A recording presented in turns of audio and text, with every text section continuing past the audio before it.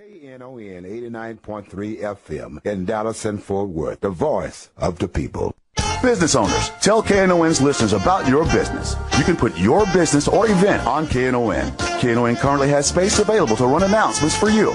Tell KNON's listeners about your goods, services, nightclub, concert, or event. Help keep the voice of the people on the air while putting your information on the air.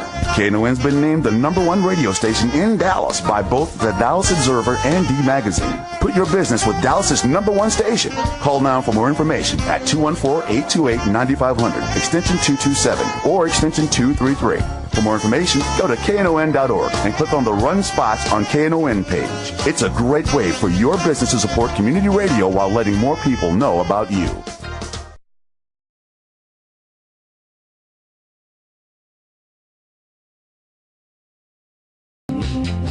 Good morning, it's the Workers' Beat. I'm Gene Lantz. And I'm Bonnie Mathias. Good morning. Whole bunch of stuff going on. Today at 5 o'clock, the Rowlett Democrats are going to meet at 7301 Miller Road. That's the First Christian Church. Guest speaker, guess who? Who? Me. You are? Yeah, I'm speaking for the Rowlett Democrats this afternoon about the importance of the upcoming elections. Awesome. Here's some other stuff. This morning at 9 o'clock, get out of bed. This is what you're supposed to be doing this morning. This is the first day of the Get Out the Vote effort. This is phone banking and door knocking. They're going to start at My Union Hall, UAW 848, but it's the AFL-CIO organizing it. 2218 East Main and Grand Prairie. They want you there at 9, but if you get there at 10 or 11, they still want you.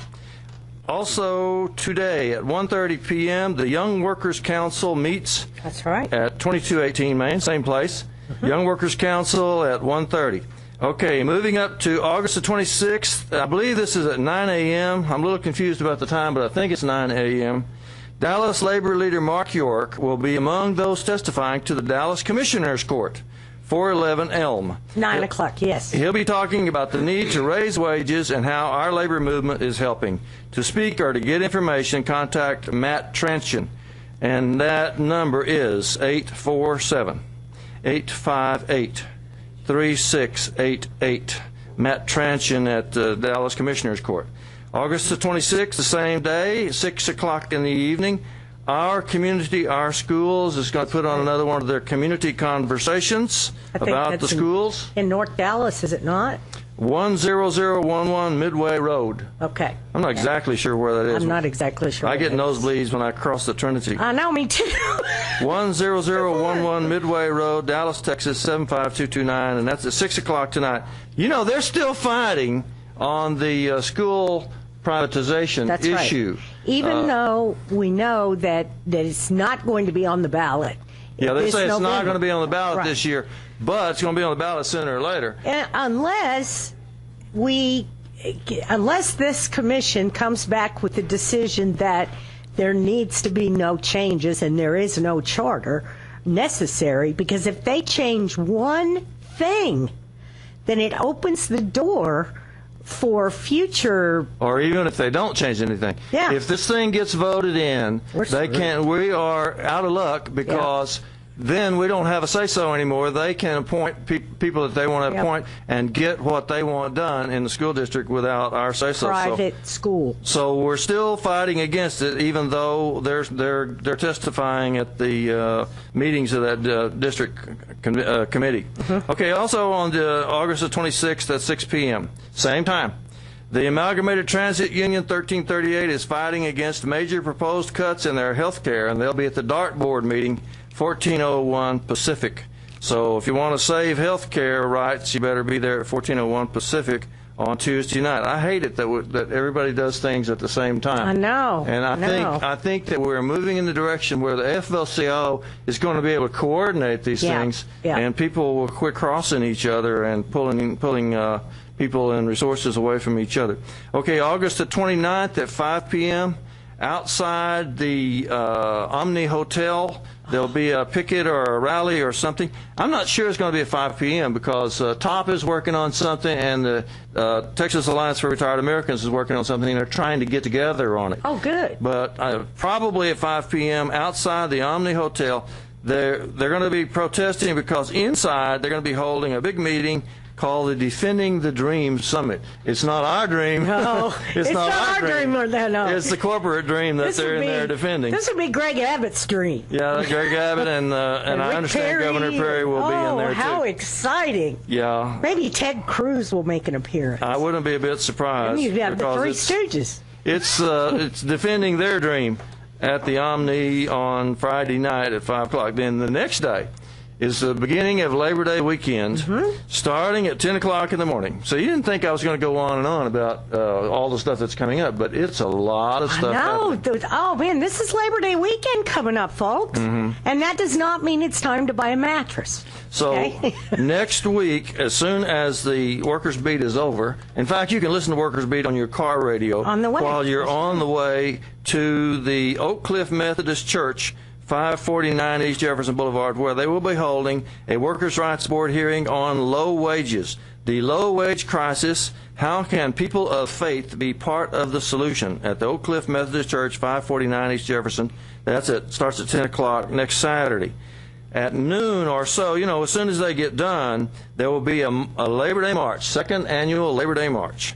This is going to be fun. Bonnie and I were both at last year's, and I might be there. I'm trying to figure it out. You're trying to get back in town in time for that? Yeah. Well, okay, that'll be noon Saturday, and the theme of the march is Raising Wages Works. And they got a whole bunch of signs that say that, and they're really cool signs. Raising Wages Works. And that'll start from Oak Cliff Methodist Church, 549 East Jefferson Boulevard, around noon. And it'll end they're going to march down Jefferson and back, and they'll end at the church with a free picnic on the church grounds. Here's the telephone number for all of these Saturday events, 214-632-5695. That's Rosemary Rieger. On September the 1st, of course, at 9 a.m., the Dallas AFL-CIO's Labor Day breakfast. 8:30. 8:30? 8:30. Oh. That's what I have on my calendar. They want you there at 8:30. That's what it says. Because they have some. I remember now. Yeah. It is 8:30 because they're going to serve breakfast at 9. You're supposed to be in your seat.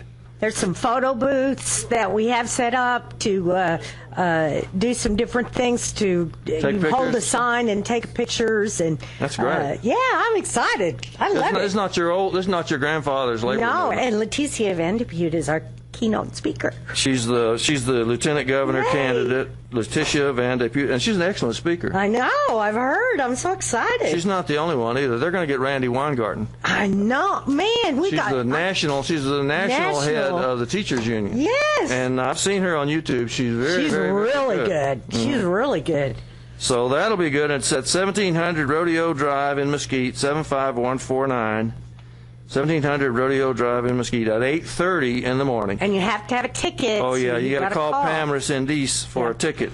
It's 214-826-4808. You ought to write that number down anyway, because that's the AFL-CIO, right. and they are getting to be the clearinghouse for progressive events in Dallas. 214-826-4808. Let's see what Robert has to say online for. Thank you, Robert, for calling KNON.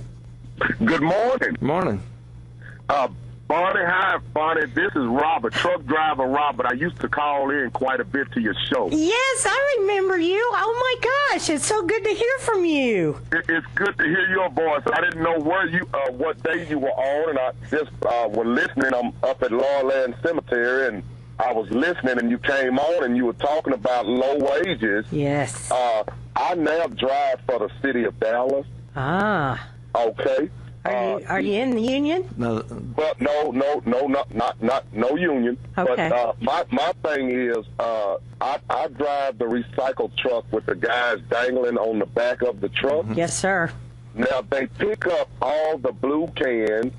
We do, and sanitation picks up all the gray cans. Right. A lot of our citizens don't know, but these guys only are paid $7.25 an hour. Well, the mayor said that all the city employees are making a reasonable wage. But you see, they're not city employees. They're employed by a contractor. Right. It's a tip company. I don't know if you guys want me to call the name of it, but it's I don't care. Tip company. I don't care. Okay. It's called Results Staffing. Mm-hmm. Results Staffing. And they only pay $7.25 an hour.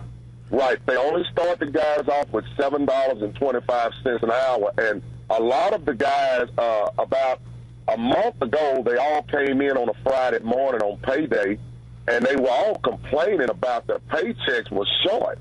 No kidding. And so after further investigation, we found that 27 were hit at the same time with child support responsibilities. And I understand that. That's life.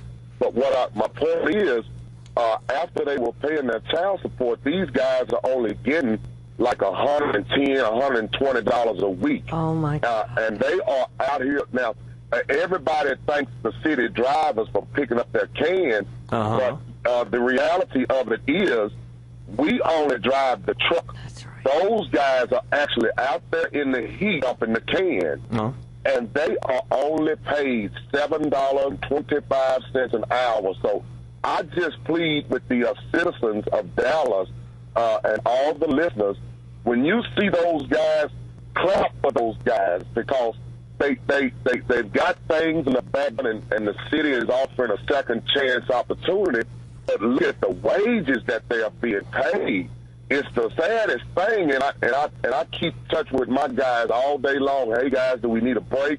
What do you guys tell me when to stop the truck? And it's really sad, guys. And I just wanted to bring that to your attention that the big city of Dallas, we only pay our guys starting out to dump your cans at your house $7.25 an hour. And my wage as a driver, as an actual city employee, it way doubles that. And it's so sad. And a lot of weekends, like this was my pay Friday, I'll send my wife to the store for lunch meat, and I get up extra early in the morning and I make sandwiches for those guys because I know they don't have money. They don't have enough for a lunch. They don't have enough to eat lunch because the little money that they take home, they've got to try to suffice their responsibilities at their residence. And also, Robert, isn't that work also kind of dangerous and hard?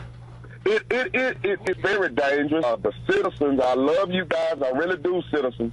But you guys are, it's like the bus, the school bus. You have to watch these guys. We have a lot of situations where citizens almost hit these guys while dumping their cans. Yeah. And these guys are working really hard. And on the trash side, the gray cans, people don't realize, but these guys started this morning. Yeah. Don't stop till 7 or 8 in the evening. What citizens don't realize is every house has a gray can, but every house doesn't have a blue can. We're trying to fix that, but, you know. They need to get a blue can. We're trying to get everybody to get a blue can. Absolutely, but it's a matter of learning the recycle process, learning what to put in the can versus what not to put in the can, and that's a lot of things that we're faced with. But my real concern is the wages of these guys dangling on the back of that truck. Yeah. It's 100 degrees out here, and these guys I'm watching them every day. Last summer, we actually had a guy to hug a tree. I think, and he was commenting that he loved his wife, and he was hugging that tree, and that was the heat had affected him. Yeah. He actually had to quit. We haven't seen him since, but these are the things that the guys go through, emptying our trash cans, making $7.25 an hour. Robert, do they get overtime if they make over 40 hours? Well, they get overtime, but I think it's just straight time. It's no, we get the double overtime, but the workers, they just get straight time. Like that's not legal. No, it's a lot of things that are not legal, but they can't say anything because they'll lose their job. So it's up to people like us that can fight for them. Because if they go in there complaining, next thing you know, they come out loud on a truck that they didn't do anything. So it's a sad situation, Bonnie. It's really sad, and I'm so thankful to have tuned in to 89.3 this morning and heard you guys discuss it. But we really need to try to do something to help those guys because they need at least $10 an hour dangling back behind those trucks. That's at the minimum, Robert. And I believe, if I'm not mistaken, the company that they actually work for does not supply gloves or any type of protective clothing for them. Right. It's very hard to get gloves for the workers. As a matter of fact, I bought several pairs myself. And, you know, the city actually supplies gloves to neighborhood groups that do cleanups. So Right. I know that they buy those gloves in huge bulk quantities. So it's cheap for them. So very cheap. I Yeah, probably really. don't pay a nickel. Right. What about Ken the Stretcher? Is he still organizing those guys? He's not organizing no. those anymore? No. No, not to my knowledge. But as far as equipment to use, it's hard to get results staff and representatives out there every day to make sure that guys do have what they need, and they don't.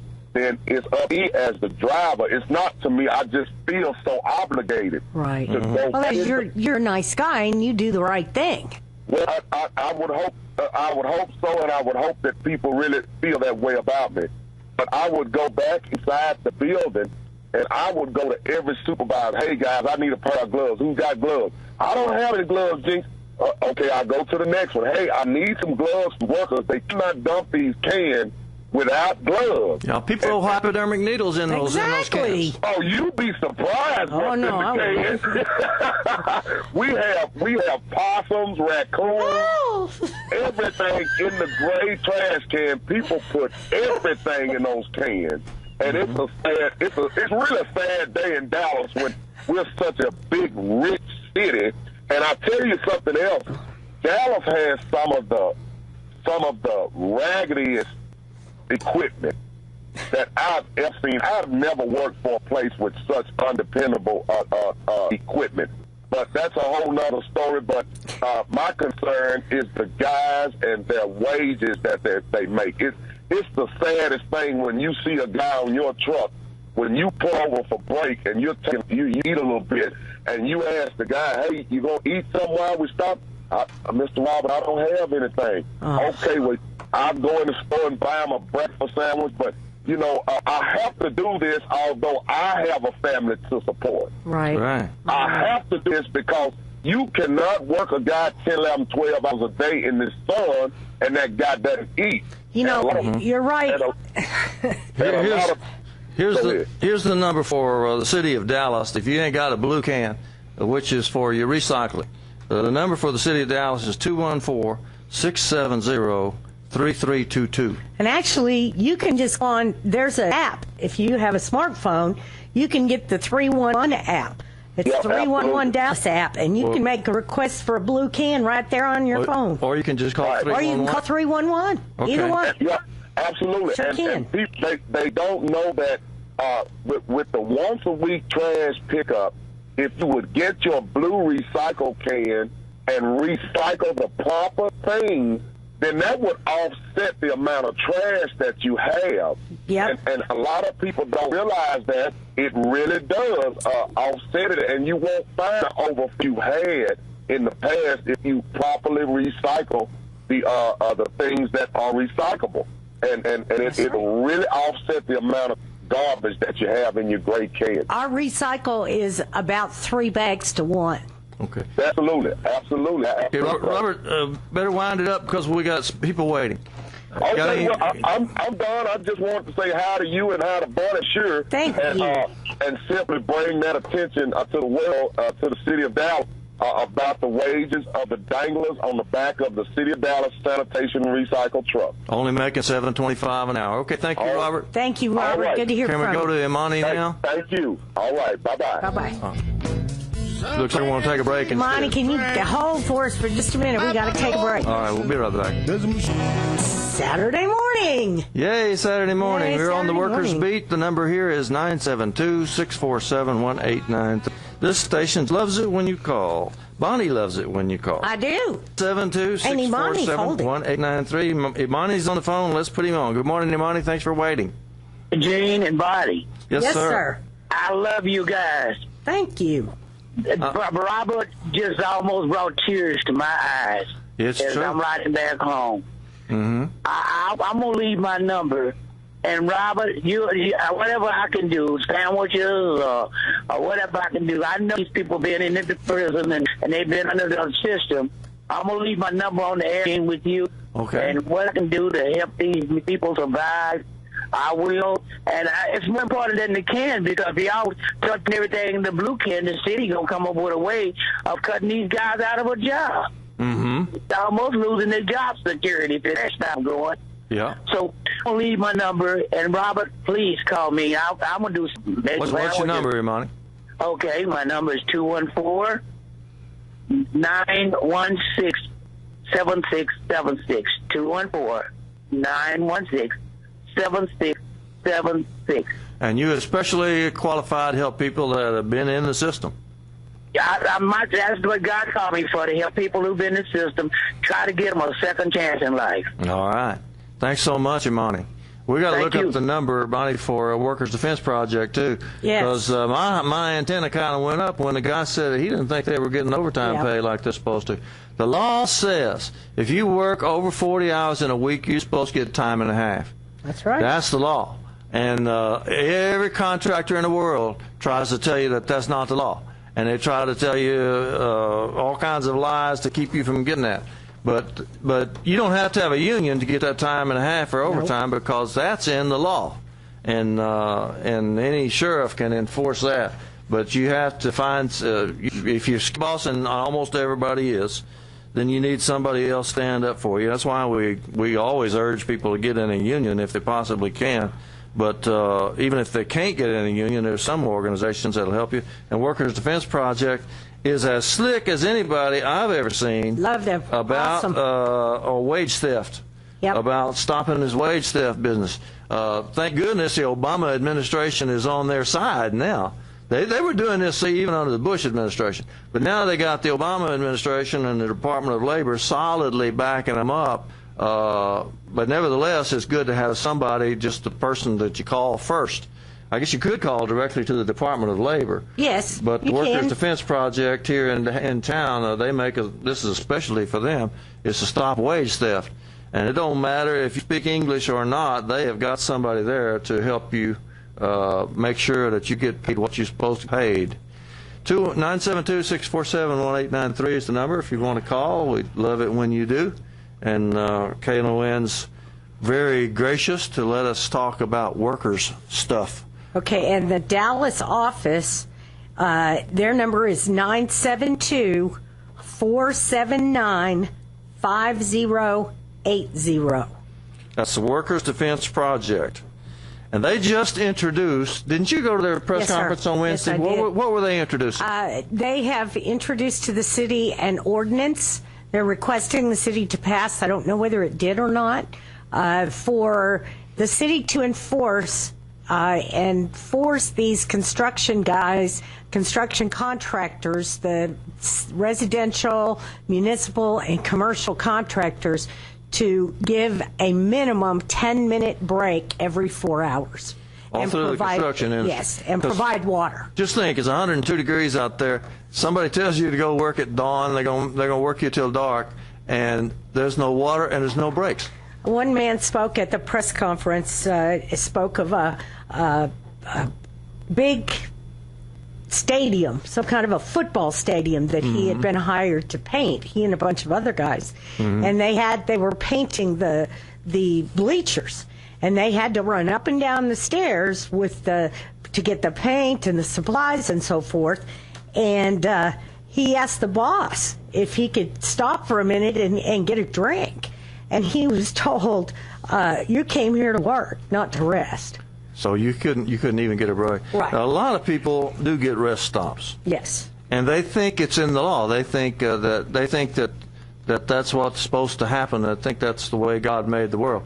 But the truth is, in Texas, you do not have the right to have a break. That's right. And they can work you right through anything. Yep. And so if you don't have a union, you pretty much don't have a break.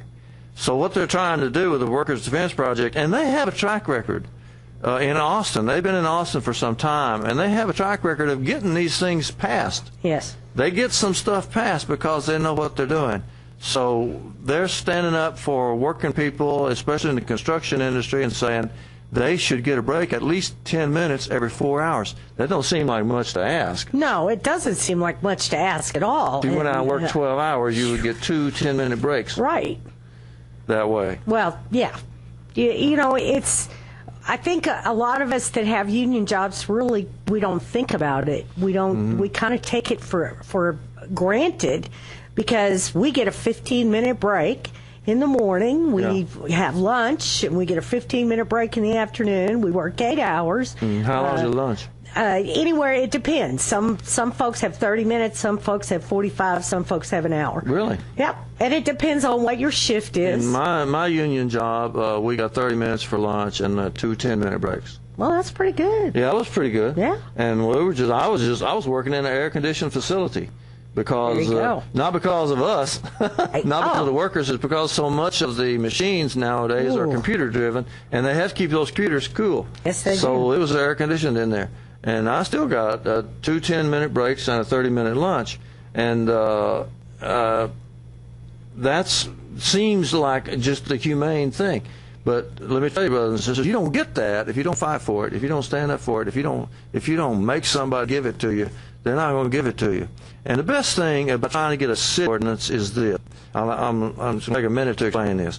But all of the contractors are going to say, well, I can't give my men breaks because the other contractors don't do it. And so that would give them a competitive edge. It would give them an unfair advantage. So I can't treat my workers decent because the other contractors won't do it. Well, see, if you have a city ordinance to make them all do it, that's right. Then you take that argument away. And then they all have to give the 10-minute break like they're supposed to in the first place. And it doesn't hurt them. No. It doesn't hurt the different contractors. They all have to treat their workers with some kind of decency.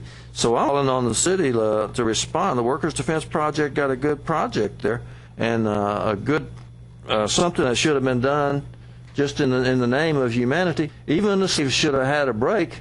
Back in those days. Well, and it doesn't make sense. So we're like 200 years late. Yeah, trying to get a 10-minute break. And all kinds of statistics point to the increased productivity when you treat your employees well. When you give them a break, make sure that they have clean drinking water and shade.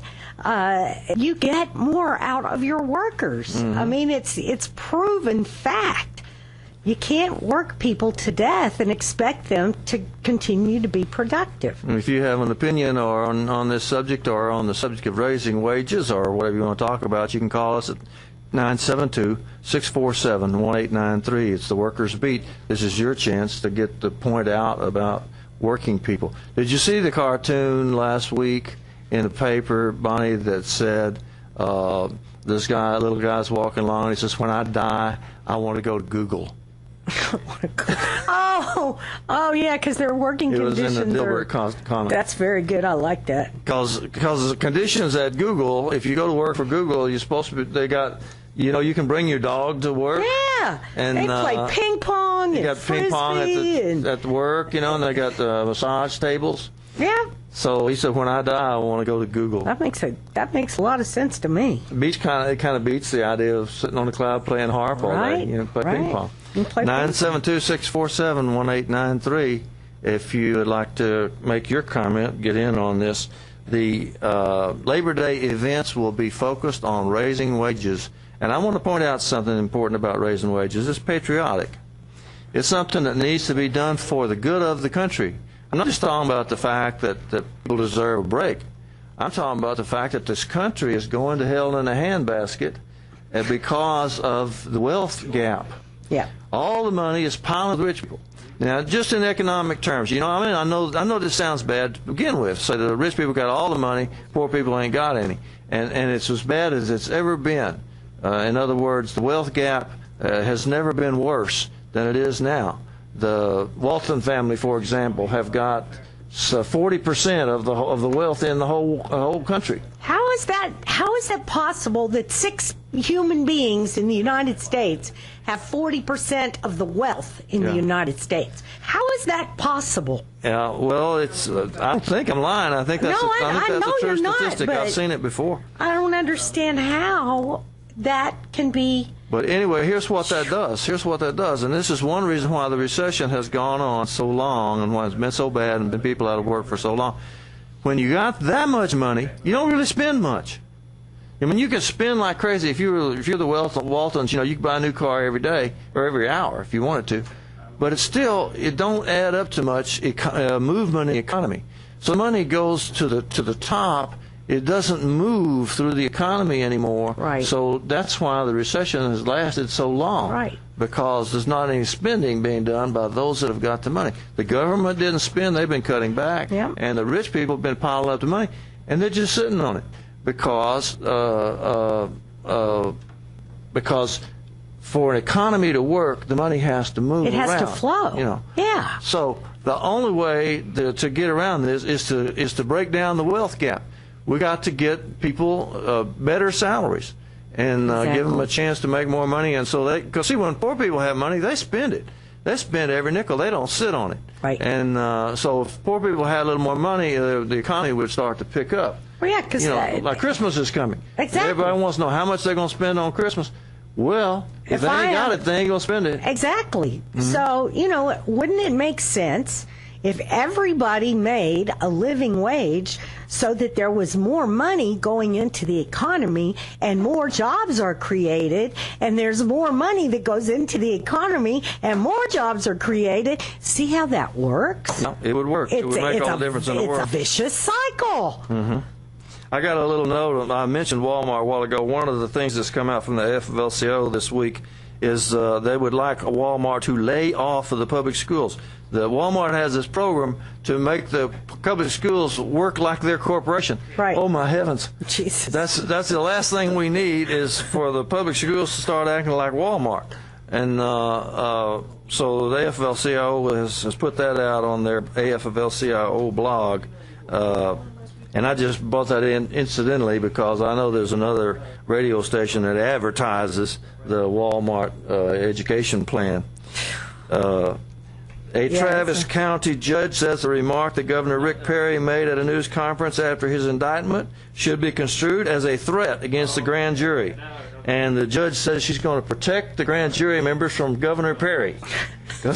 Well, he said in his statements, that this is an outrage and a farce and all that. Yeah, and that's those, an insult. And those that are doing it will be held accountable. Well, that's who does he talk about? The grand jury if he's not threatening the judge. They're Travis County the grand jury constituents. This is a very touchy thing, the indictment of the governor, and I don't want him condemned in the press any more than I want Commissioner Price condemned in the press. But for him to get up there and threaten people, that's going a long way. Commissioner Price didn't do that. Wonder how he walks with those things. Let's see what Michael has to say. Thanks for calling Knon, brother. All right, how y'all doing? Good. Yeah, as far as that temporary service that's hiring those guys on the trash truck. Yeah. See, they probably getting $15 an hour, that company, and they just giving them half of it. Or less, yeah. And then the city, if they just paid those workers $12, right. $11, and they still would save $5, and stuff. But y'all good mayor. That's what he wants. I wonder how many of them guys riding them trucks voted for that mayor. I wonder. Makes you wonder. Well, I don't know if it's the mayor's fault, but I know the mayor did say that city workers are doing just fine. And because the guy at the county judge, he's been standing up for raising wages. He says we need to raise wages.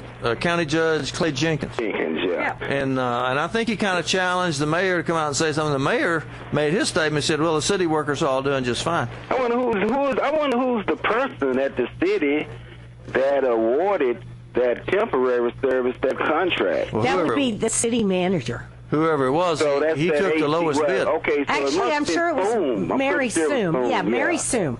Yeah. And then Gonzalez, he said everything gonna be transparent, so I guess he just gonna leave some of that stuff in place, huh? Yeah, we'll see. Well, we'll see. That's what the county judge wants. He wants not only the county employees, but also all of the contracted employees. All the contracted employees also should be getting a living wage. If those workers got to pay, say if they got $13 an hour, they probably could afford their own insurance and stuff, you know? Maybe so, yeah. And then it wouldn't be all over the emergency room down at Parkland. So they'll rather pay that temporary service $15 an hour, and they say, okay, we'll get this worker $7.25 and pocket maybe $8. That's a pretty good windfall for doing nothing. Yeah. And also the caller said that he didn't think they were getting their proper overtime pay. Now, some of them guys, you know, don't have to go buy you some gloves, man, you know. But, you know, when you're making $7.25 an hour and you're working 40 hours a week and they just took, you just got hit with child support, so now you got $110. Where are you supposed to get the money for some gloves? Well, I don't know. I mean, I guess go down there and work in prison for nothing. I guess that's it. All right. Looks like we're going to take a break. Thanks for calling, Michael. What am I going to do? What am I going to do? 972-647-1893. We're on the Workers' Beat with Bonnie Mathias and Gene Lantz, and we're interested in your point of view about low wages and the shame of it all. And we find out that we think the city of Dallas is one of the guilty parties in not doing things right. And we commend the Workers' Defense Project because they're trying to get breaks for construction workers. What do you think? 972-647-1893. I want to give out some bad news. The Texas Supreme Court did what it does again and ruled against working people. They're making it harder for whistleblowers now. If you don't, they're saying when you report on bad things happening on your job, that if you don't report to the right person, that it don't count. Oh my God. So the dissenting view was the question is the bad stuff that's going on, and we're supposed to be protecting the person that's having the bad stuff happen to them. That's explaining it. You know, that's telling you about it. Right. And instead, though, they're saying no. If you don't tell the right, this guy went to his supervisor. He didn't go to the sheriff's department or whoever you're supposed to go to. He went to his supervisor, and the supervisor fired him. So they're saying, well, that's too bad. He just went to the wrong person. That's the Texas Supreme Court for you. Oh, Lord. Isn't that the same court? Is it 14 Republicans or 16? I forgot. It's ridiculous. It's ridiculous. That's bad news, but there's a whole bunch of good news. Bonnie's Union, the CWA in Corpus Christi, successfully completed its 4th annual back-to-school backpack and school supply drive. Yay, Christy! That's my friend Christy Veet. Oh, it is? Yes, that's the president in Corpus. Another good thing is that all over the state, union folks are starting to work on get out the vote. That's right. And you don't have to be a union member to help on that. You can join in. In fact, you can go right now out to Grand Prairie, 2218 East Main in Grand Prairie, and sign up and join it. You don't necessarily have to go knock on people's doors. You might can drive the car instead of going up and knocking the door. That's what I always do because it's hard for me to get in and out of the car. Yeah, I like to run. I like to be the runner. So you like to be the runner? Yeah, I like to be the runner. I like to be the driver. See, so you and I could be a team. I sit and work my crossword puzzle while you go running in and out of all them houses. That's pretty cool. I don't like to get in and out of the car. It's hard for me. Well, it's, that's...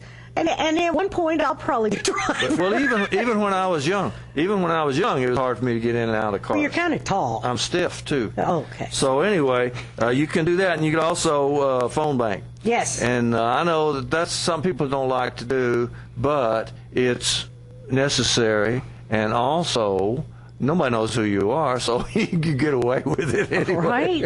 And there is, if people are worried about using their cell phones, you can put in a code to block so your number doesn't show up on caller ID. But mostly they don't use cell phones. Mostly they have phones for you to use. Yeah.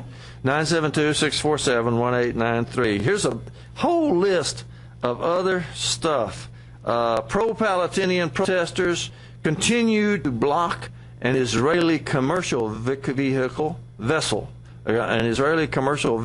from docking in Oakland, California. The protests are going on because of the war and the shooting and the killing and all that in the Middle East. There are 12 recent victories that the AFL-CIO is celebrating.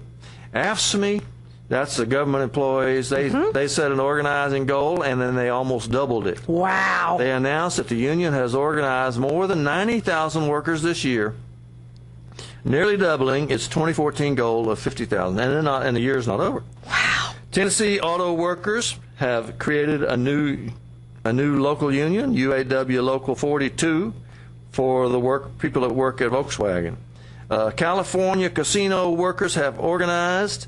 They joined Unite Here, Local 2850 out of Oakland, that provided job security for 600 gambling, maintenance, and food and beverage workers. And this is one that really came home heavy here in Dallas. There was big applause at the Central Labor Council meeting last Thursday. Virgin American flight attendants have voted to join the Transport Workers Union. Flight attendants at Virgin America voted to join the Transport Workers Union. And that's the first employees of that airline to join a union. So flight attendants, you would think they would be so militant, but they didn't. You go. That's the way it should be. It's the women leading the way. Most likely. It's happening all over America. Women There's are a lot of leading the way. male flight attendants as well. I know, but it's still. It's mostly women. I'll just bet you money it's the women that Probably. did it. Okay, 972-647-1893 if you want to call in. Maryland cab drivers have joined the union.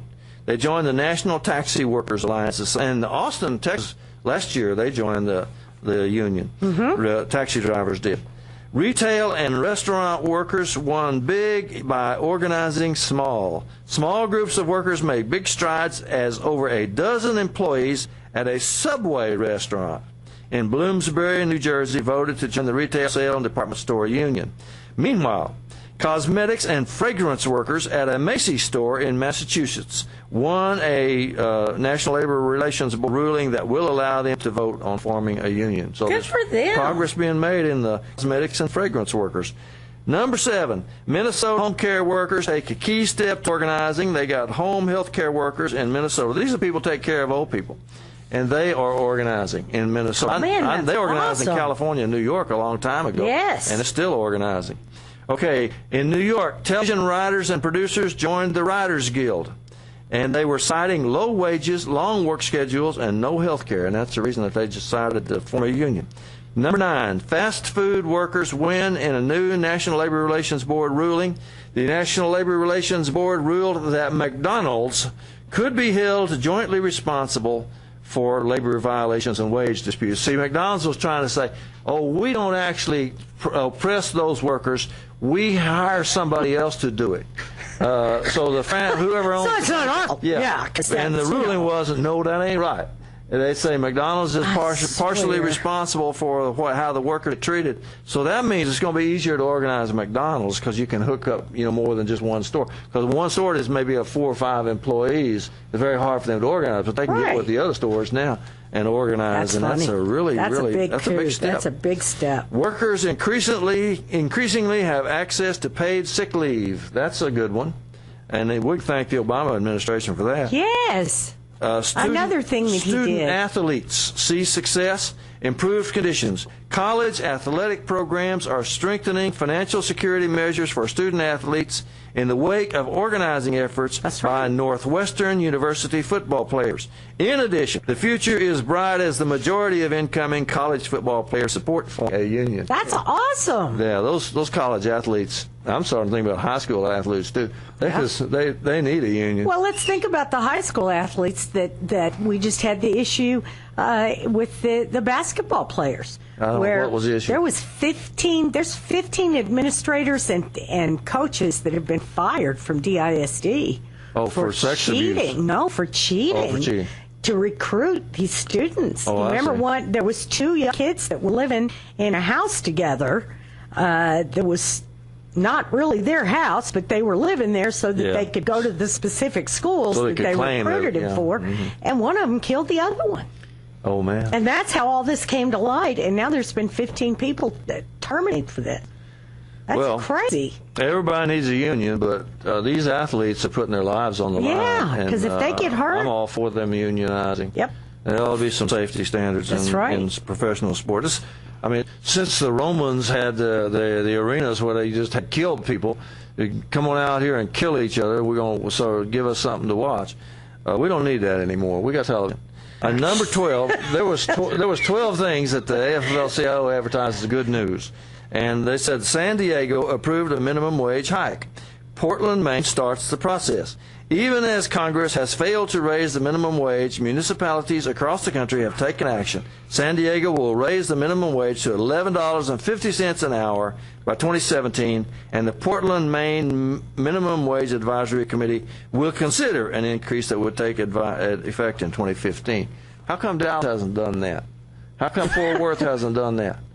Now you're laughing. Really, it's because people didn't make them do it. That's right. You think these other cities? You think some good old boy got elected to city council or something and did stuff like that? You think people didn't work and struggle and pressure those people? Get out for the elections. That's right. And you know, I'm going to tell you folks again. Democracy is not a spectator sport. You have to get up off of your butt and participate to have an active democracy. I got to pass on one other thing from the city council. I mean, from the Central Labor Council meeting on Thursday night. I got such a kick out of this. When a guy from the transport workers got up, his name is Daryl Kaiser. I think he's the financial secretary from Transport Workers Union 513. And did you see the big demonstration that the Airlines workers had? There was like what, 200 I was out there at that thing. Yeah, around 200. Wow! In the hot sun and standing up for the rights of retirees. They weren't all retirees. Most of them were retirees, but there were lots of active workers out there too. That's standing pretty up awesome. for the benefits that the retirees should have gotten. That was good. But this other guy from that same union, Transport Workers Union 513, he got up at the Central Labor Council meeting and said, guess what? He said, Congressman Marcy came out and worked with us. Yep. I don't mean he came out and smiled, shook hands. I mean he drove by and waved. He took a day working, loading bags at American Airlines. He sure did. Congressman Vesey did. In the heat. And that isn't all he's ever done either. The guy worked in a Mexican bakery one day, too. Oh, he went and served barbecue one day. He gets one day a month. Congressman Vesey goes to work to see how things are for working people. That's right. Phyllis is online, too. Good morning, Phyllis. Thanks for calling KNON. Hey, good morning. I just want to ask you, since we're all into voter registration and trying to turn out the vote, do you know if there are any statistics on how much good it does actually to phone bank and to knock on doors? Yes, I can tell you.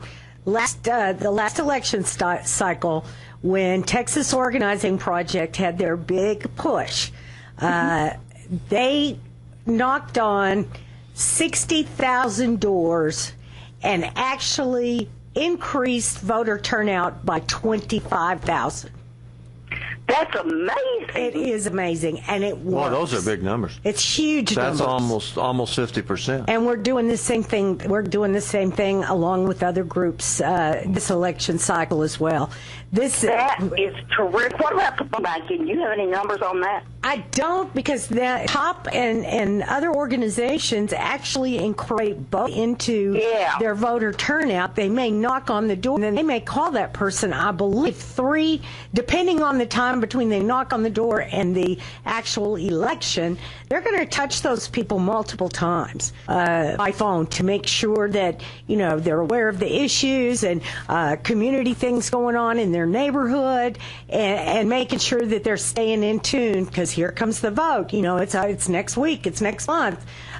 So I think it's very effective. Battleground Texas has got some good stats on that as well. Oh, yeah. They actually, I do know that they are working very hard on that. But at the last midterm election, I know our turnout was just miserable. It's true. Yeah. A strange thing, though, Phyllis, is that though turnout is miserable for the population at large, and back in 1995, the turnout for union members was the same. And they also voted about the same, and, you know, half of them Democrats and half of them back in 1995 when the union started their member-to-member program. And now that's doubled. The turnout of union families is twice what it was. Yep. The way that they are voting has gone from 50% up into nearly 70%, and that's because of the active participation of the unions in the member-to-member program. That's amazing. Yeah. Do you do mostly phone banking or mostly mailing, or how do you do the member-member? We have got the door knocking and phone banking it's kind of that multiple the Florida approach program. Yeah. But there's also in-plant. They also do in-plant leafleting and in-plant meetings, because we have the right during our rest breaks to do union activities. So we can set up we can actually bring in a politician and at lunchtime or something, and in some unions it depends on the contract. Right. But in my union, for example, in the rest breaks, and they're doing this right now, they're having meetings every Friday at the Marshall Street facility, UAW Local 848. That's excellent. So there's in-plant work. And the in-plant work is considered very critical. However, you're just talking to the worker. You don't realize there's 5 other voters lives in his house. You know, right. So it's very important to get out there and get the union newspaper out there to them, and also to knock on their door and do phone banking and everything. So it's a multi-pronged. You touch them multiple times with ma'am. multiple through multiple avenues. Yes. Yeah, and when people are well informed. You know, I'm involved in the retiree movement more than anything else, Sure. and this is very shocking. Retirees vote better than anybody else. Yes. Far better than younger workers. It actually gets worse and worse as you get younger. Yes, I know. Like retirees might turn out by 75%, and under 60 maybe it's 60%, and under 40 it's 25%. You get all the way down to the 18-year-olds. You know, they barely vote at all. So retirees do vote, but they vote wrong. They vote against the retiree. They vote for guys that are not good for retirees. However, union retirees, on the other hand, vote with the union even stronger than the active workers. And so there's a real turnaround. If people have information, they vote right, and they vote in great numbers. So trying to get the retiree vote over in the good side is a major challenge in America. Oh, I see what you're saying. Like all those people who say, "Oh, well, I don't want the government to spend any money, but don't touch my Social Security." That's right. Touch my Medicare and my Social Security. But you stay out of my business. Definitely don't. No government program. That's right. End off my Medicare. I don't think there's any denying that the older you are in America, if you're white anyway, the more you are to be racist. Yeah. Because you know, America is trying to get up out of the racism business. That's right. They're cutting us off. We gotta go. Hey, thanks, Phyllis. See you soon. Okay. I'll talk to you later. Okay, dear. And we'll be back next week. Yes, we will. Y'all have a good week. Thanks. Knon 89.3 FM in Dallas and Fort Worth, the voice of the people. Business owners, tell KNON's listeners about your business. You can put your business or event on KNON. KNON currently has space available to run announcements for you. Tell KNON's listeners about your goods, services, nightclub, concert, or event. Help keep the voice of the people on the air while putting your information on the air. KNON's been named the #1 radio station in Dallas by both the Dallas Observer and D Magazine. Put your business with Dallas's #1 station. Call now for more information at 214-828-9500, extension 227, or extension 233. For more information, go to KNON.org and click on the Run Spots on KNON page. It's a great way for your business to support community radio while letting more people know about you.